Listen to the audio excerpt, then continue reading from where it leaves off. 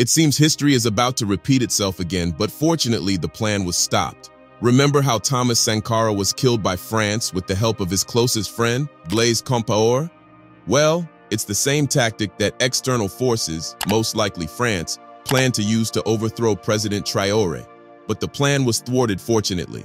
The interesting thing is that the man at the forefront of this plot was the former Burkina Faso military junta, Paul-Henri Damiba, who was deposed by Ibrahim Traore. But what is even more shocking is the depth of the plot, which was not just about overthrowing President Traore, but also causing destabilization in Burkina Faso. The result of the investigations after the plotters were caught by the Burkinabe forces would shock you deeply to the bones, and it will reveal how some Africans are the cause of the problems of the continent. Stay with us as we delve deeply into this destabilization plot. A few days ago, in a televised address, the Burkinabe Minister of Security Mahamadou Sana gave a detailed, intricate plan that was orchestrated by some citizens of Burkina Faso living in neighboring countries, including Côte d'Ivoire, Ghana, and Nigeria. It seems these people are not happy that President Traore is in power, and so they decided to put a plan that will remove him from power. According to the report given by the minister, the people involved in orchestrating this plot include some Burkinabe civilians, military personnel, and former military officials, all of whom are supported by Western intelligence agencies. Civil society actors and economic operators in Burkina Faso were also involved in the plot. The Burkinabe minister further revealed that several arrests have already been made and that the arrests took place in Niger. Now guess what? Among those individuals implicated in the plot was the former military junta of Burkina Faso, Paul-Henri Damiba, who was ousted from power in September 2022, as well as several prominent figures in Burkina Faso, including former ministers, journalists, and a former member of parliament. The calibers of people involved in this destabilization plot reveals how deep and wide the plot is. These people have been working behind the scenes for a while to remove President Traore from power and take over the country. The fact that the former military junta is involved in this plot makes it even more shocking because when he was deposed by Traore, he seemed to have taken it gracefully and he stepped down quietly. But with his involvement in this plot, it seems that he still holds a grudge, and external governments took advantage of this to launch a plot that will destabilize the government. The Minister of Security also revealed that those arrested were interrogated deeply, and they provided crucial information about the depth of the plot and the plans carried out by those in the plot. Now, what you are about to hear is so evil and wicked and will shock you to the bones. Remember how recently Burkina Faso suffered from several attacks from jihadist groups and how these jihadist groups were successful in their attacks? Well, those arrested revealed that those jihadist attacks were orchestrated by their group. Imagine that. According to them, it was part of their plans to contact terrorist groups and work with them to carry out violent attacks against civilians and government institutions. The shocking part is that the recent massacre in Barcelona, the town that houses the last standing military force between terrorist groups and the capital city, Ouagadougou, where more than 309 people were killed and many more injured, was part of their plot. But that's not all.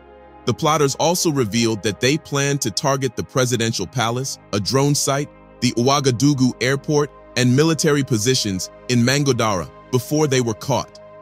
This is evil. The Burkinabe military and the government of Ibrahim Traore have been stretched thin, working hard, and finding solutions to the terrorist problem, which has claimed thousands of lives. And yet some Burkinabe citizens, military personnel, and politicians are behind the scene, destroying everything. These people deliberately contacted JNIM, one of the most dangerous terrorist groups that have been terrorizing the Sahel region for some years now, gave them information and helped them launch attacks against their own citizens, leading to the death of many and many more wounded. Their plan, no doubt, was to ensure that the terrorist attacks in Burkina Faso increase while Traore is in power, so that they can create the narrative that President Traore is not good enough to deal with the insecurity and should be removed from power. Now, even if Traore was a bad leader and does not deserve to rule Burkina Faso, Is collaborating with jihadist groups and killing civilians and soldiers the right way to remove him from power? Certainly not. However, their actions just shows how evil they are and reveals that they do not deserve to be leaders of the country. Indeed, anyone that can treat the lives of civilians and soldiers as inconsequential for his or her own personal interest does not deserve to be leaders. Fortunately, the authorities in Burkina Faso quickly caught on to the plot and arrested several of those people involved, leading to the dismantling of a significant portion of the plot. Currently, the government of Burkina Faso has launched a special anti-terrorist operation that will neutralize any remaining threat. The government has also warned that such destabilizing actions will no longer be tolerated and have urged families of the plotters to denounce them and distance themselves from their subversive activities. Imagine that the government of Burkina Faso did not quickly catch on to the plot. There is no doubt that those plotters would orchestrate and launch even more terrible attacks against civilians and the authorities. Their actions indicate that the problem of Africa is Africans. The life and death of Thomas Sankara, one of the greatest African leaders, is one good example. Thomas Sankara and Blaise Compaore were very good friends who worked together to take over power in Burkina Faso in 1983. The coup was one of the popularly supported coups in Burkina Faso, just like that of Ibrahim Traore. As you well know, Traore brought so many radical changes in Burkina Faso from the time he became the country's leader. He was phenomenal and, most importantly, incorruptible. Everyone can agree that he did a very good job in Burkina Faso while he was in power. Thomas Sankara was one of the few African leaders that achieved food self-sufficiency without the aid of external forces in just a few short years. Not only did he launch the most ambitious program for social and economic change ever attempted on the African continent, he also eschewed corruption and embraced austerity, a rare character for any African leader. There is no doubt that if he had lived longer, Burkina Faso would have been one of the greatest African countries on earth. However, those who didn't want to see such independent leadership and creativity, free from dependence on the West, decided that Sankara should be eliminated. And who did they call for the job? None other than his closest friend, Blaise Compaore. One cannot help but wonder why Blaise decided to betray his friend. Was he envious of Sankara and he wanted to be in his place? Well, whatever his reasons, Blaise, with the help of France, orchestrated a coup that led to the murder of Thomas Sankara. One of the reasons why the coup was successful was because Sankara was accused of human rights abuse against his opponents and for suppressing dissenting views.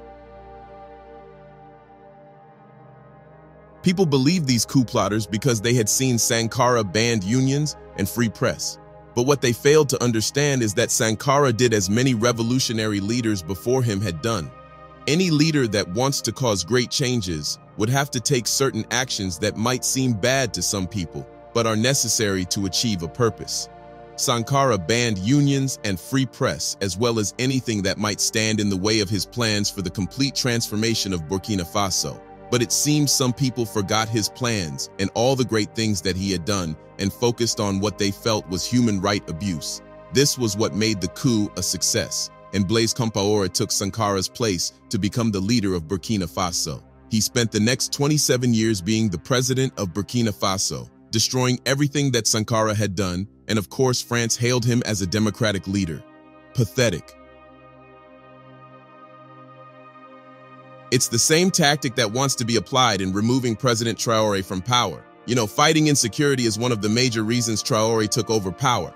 So the plan was to make it seem as if Traore is not competent enough to deal with the insecurity by increasing the number of attacks launched against the country.